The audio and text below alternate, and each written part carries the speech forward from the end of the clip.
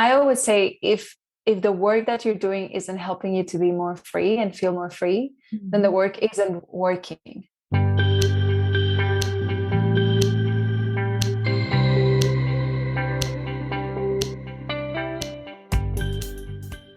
Hello, my name is Bettina Brown, and welcome to In the Rising podcast, a podcast and platform I've chosen to talk about living a life where you rise up to live the life you really want to live and focusing on whatever avenue you want to pursue: career, relationships, financial bliss, emotional bliss.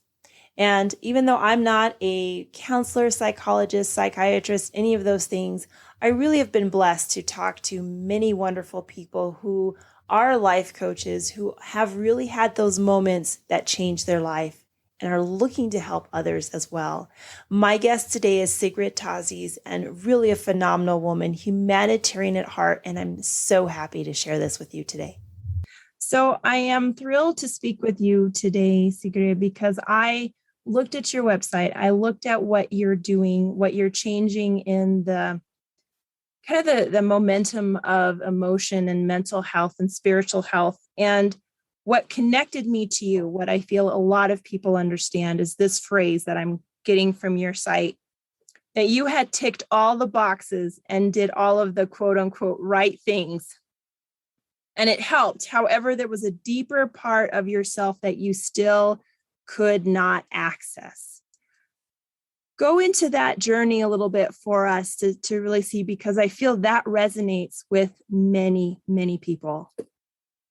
Yes, definitely. Thank you so much. So I come from a background of corporate, and I used to work in Barcelona. I had the job that made sense, the life that made sense based on my awareness at the time, right? And when I moved from that, thanks to being blessed with an experience of anxiety, and started to go all in into personal development and spirituality and all of that type of work, I took the approach that I had in my corporate career and get things done and tick the boxes and get to the tasks and complete and achieve and hustle and go and push and do. I took that into my personal journey with personal development and spirituality. So that meant, or it looked like, me going through all of the practices and doing all of the right things, reading the books, doing the meditations, going to yoga, having the coach, doing all of the right things, the journaling, the gratitude lists, all of the things. But there was something that still wasn't clicking for me, because I always say, if the work that you're doing isn't helping you to be more free and feel more free, then the work isn't working. And I feel like with the personal development industry, it's easy at times to get caught up in developing the person. So we're always developing the person, meaning we're always looking for the next thing we need to learn, the next thing we need to improve, the next edge we need to lean into. There's always an improvement. So it's almost like it's solution driven, but from a space of fixing. So for as long as we think we have to fix ourselves, the work will never end, and we will never get to a space of really knowing ourselves. So I found that I was doing all the right practices, like you mentioned, but I still didn't love myself. I still didn't feel truly at peace within. There was always this idea that my fulfillment would come through the next book or the next podcast or the next seminar, the next workshop, the next certification. And it wasn't until I started to do the embodiment work that I realized that I could tick all the boxes, but until I got to this place within myself, nothing would truly shift in the direction that I was craving and desiring. Yeah. And, a lot of us are recovering achievers, overachievers, recovering academics, because that you can see that process go. And then with, self-developing, yes, to read the book, to become aware. When you said embodiment, what does that mean to you? How would you describe that to someone when you're revealing this shift for you? Yes. So there's 1,000 different ways in which I could put this, but one really simple analogy that I like to use is, or visualization is, do you know it as in in your head, stays in your brain conceptually, you know something, it makes sense in your brain, and it goes into that box of things that make sense, but you probably never make a good use of? Or do you know it in your body, like in a way that it becomes second nature, that you actually apply, that you actually run with? So it's a matter of taking all of these concepts and all of these really intelligent big words and big things from the mind into the body, allowing the nervous system to catch up with what we know conceptually, and allowing those teachings to become part of who we are also when nobody's watching. So one thing that it's important to know is that the body remembers what the mind doesn't. So every single piece of trauma, fear, stress, overwhelm that we've ever experienced is in the body until we get it out. So we can learn all of the things conceptually in our minds, but unless we are also doing the work to do the somatic work and the emotional release to allow the body to catch up to that, then it's almost like trying to climb a mountain with only one leg. It's pretty tough, you have the other one dragging and you're trying, you can get out there, but how much harder it's going to be, right? Yeah. So it's the work of bringing these concepts from the mind into the body, becoming those teachings.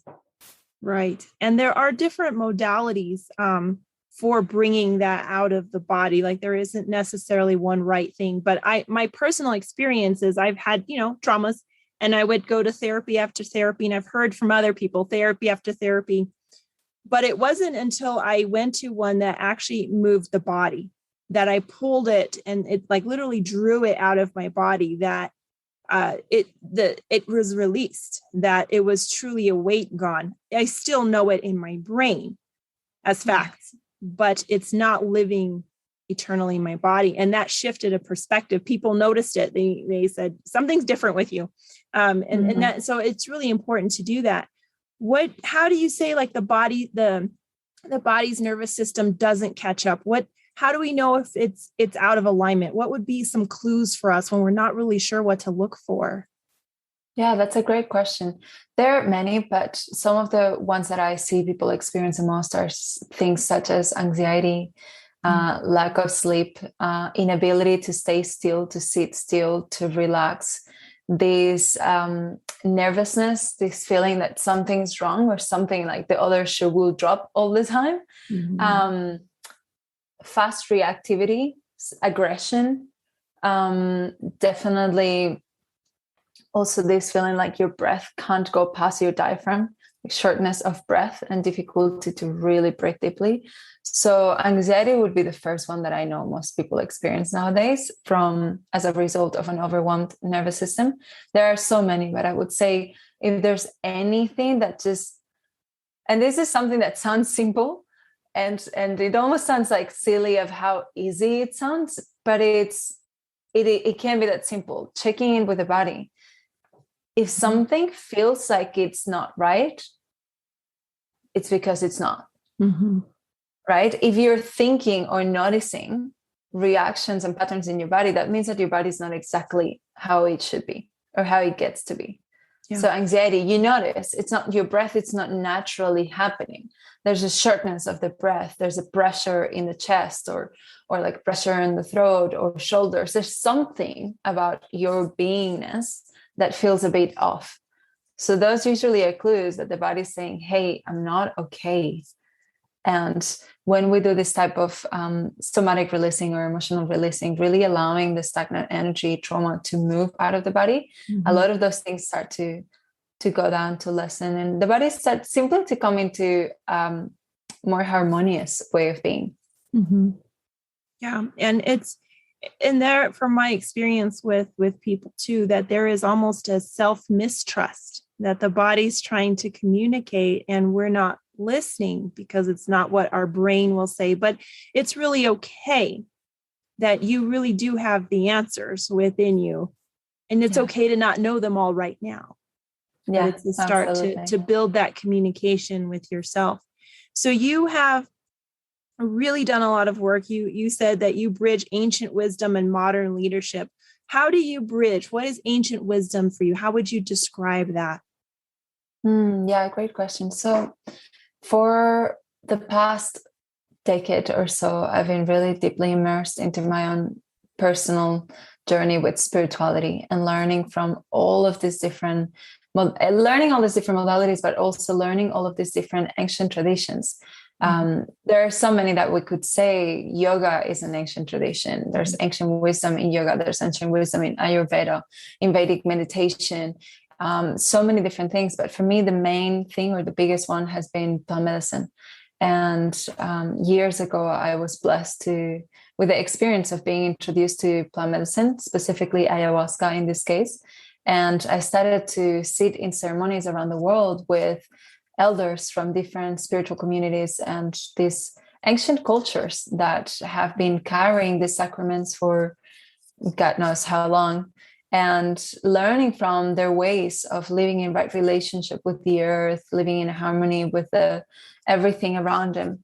And that was so deeply insightful and shaped so much my leadership and the way I am and lead today, that I definitely saw the importance of bringing more of that, the ancient ways, into our modern ways, because so many of us have this calling within of serving and being of service to others and creating an impact, of making a positive change in the world.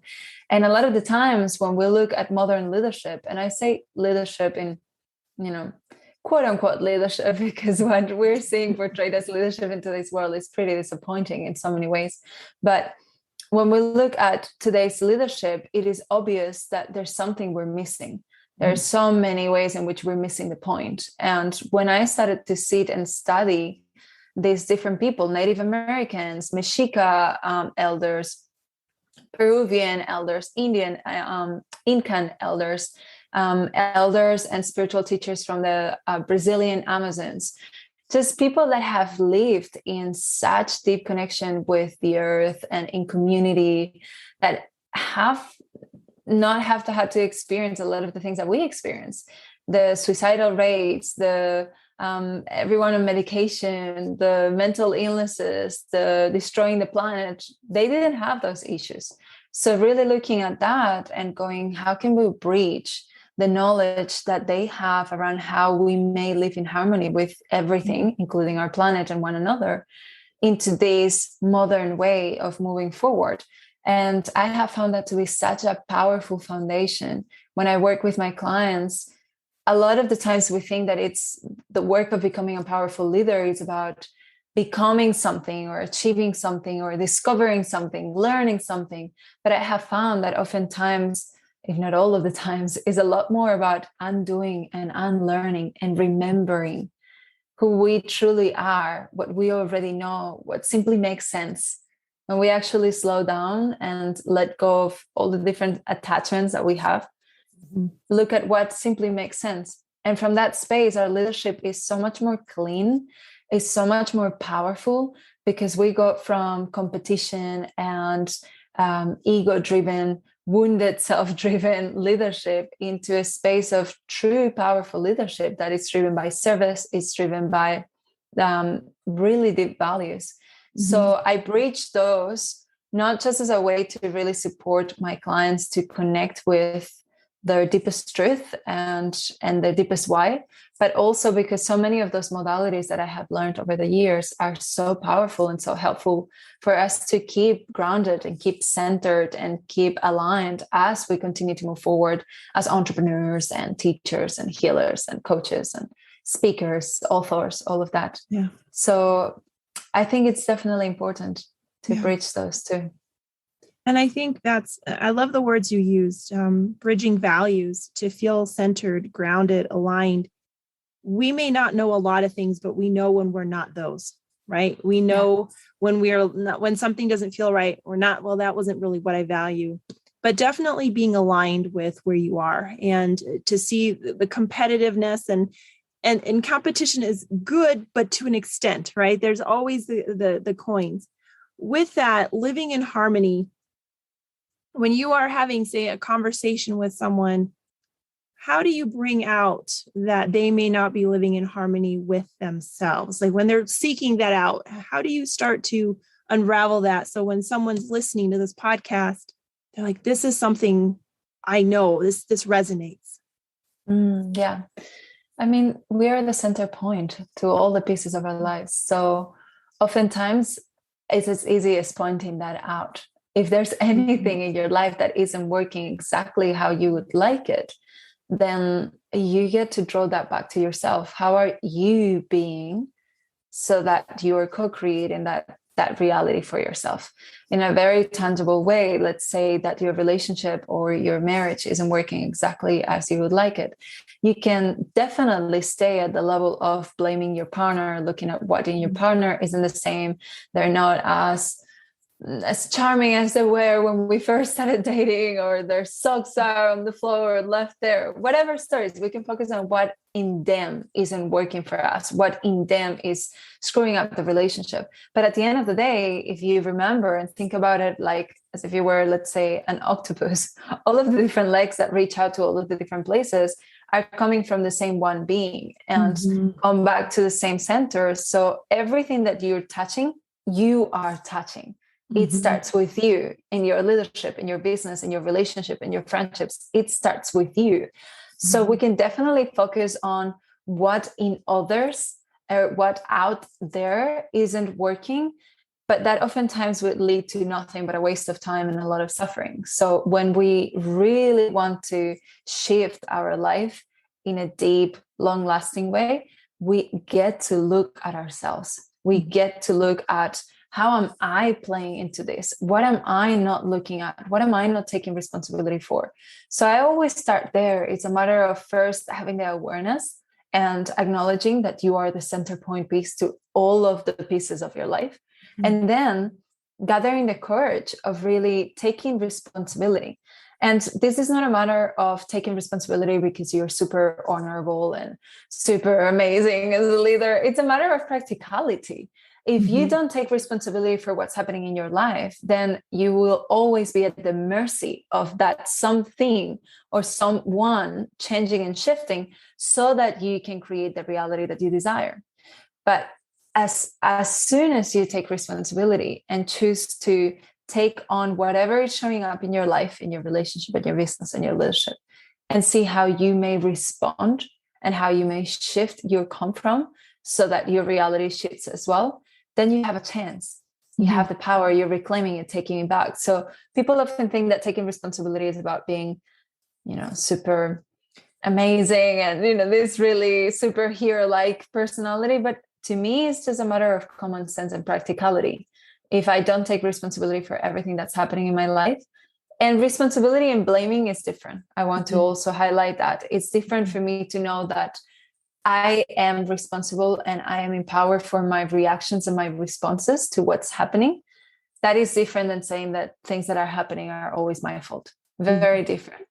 But it's just a practical way to go about it. So I always get my clients first and foremost to acknowledge and understand this. Then from that space, we can move into amplifying your impact and creating the results that you want. But if it's at the mercy of somebody else, then how do we go about it? It doesn't work. Yeah. And I like how you discuss being at the mercy, like just saying being at the mercy of someone else. Most of us are like, I don't want that. I don't want to feel, because it's a powerless position where responsibility is a place of power. And it's it gives you that control, which we like to have control over our lives. And that is so important. So I know that you support mission-driven entrepreneurs, coaches, leaders. Share a little bit more about what you do, what you're doing out there into the world. Yes, thank you.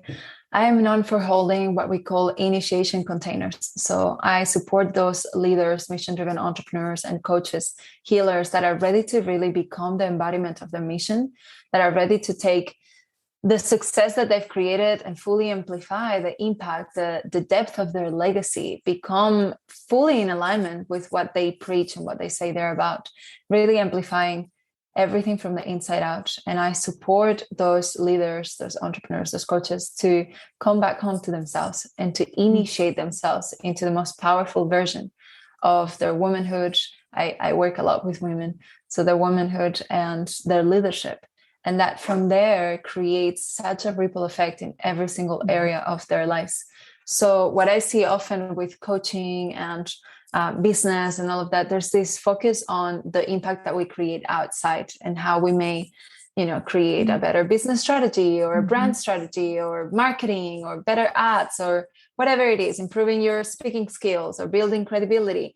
But there's no credibility like being your word and being in embodiment and in integrity with who you say you are. And that can really be felt.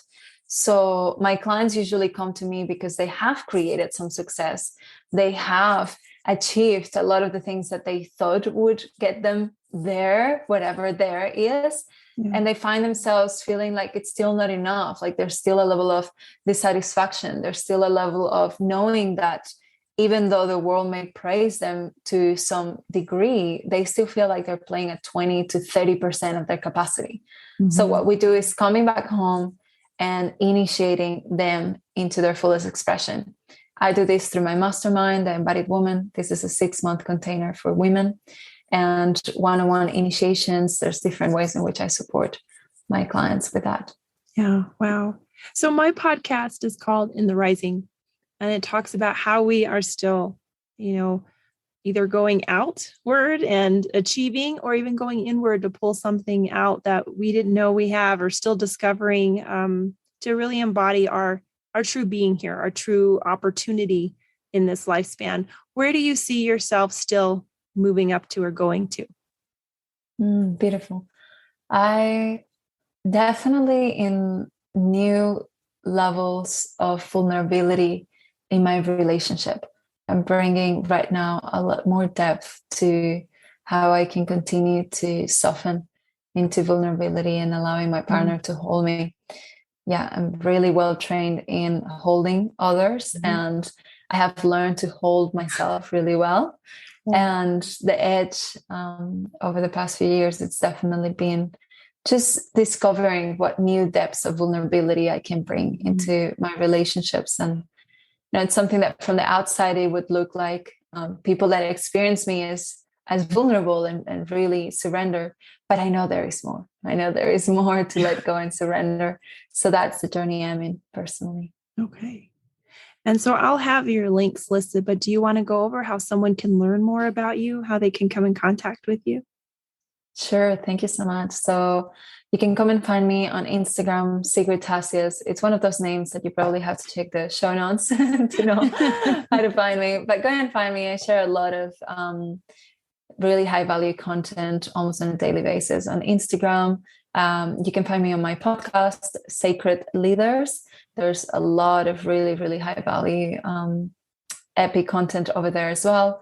And everything is Sigrid Tasies. So my website is there if you want to learn more about my 6-month mastermind, The Embodied Woman. It's going to be there. And by the time you release this, we will have closed the next round of intakes for The Embodied Woman, but you can still apply for the next round. Just join the wait list and get in touch if you want to learn about one-on-one coaching and one-on-one initiations with me as well. Wonderful.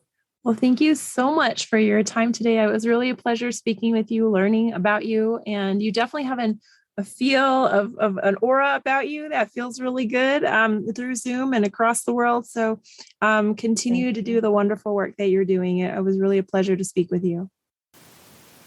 If you are looking to really embody your potential and live that out, step into that fear, just like Eleanor Roosevelt says, do something every day that scares you. And today, that just might be following your dream. So thank you so much for listening to In the Rising podcast. If you felt this episode was positive, share it with someone. Put this in the hands and ears of someone whose life it may impact. Leave it a 5-star review. And until next time, let's keep building one another up.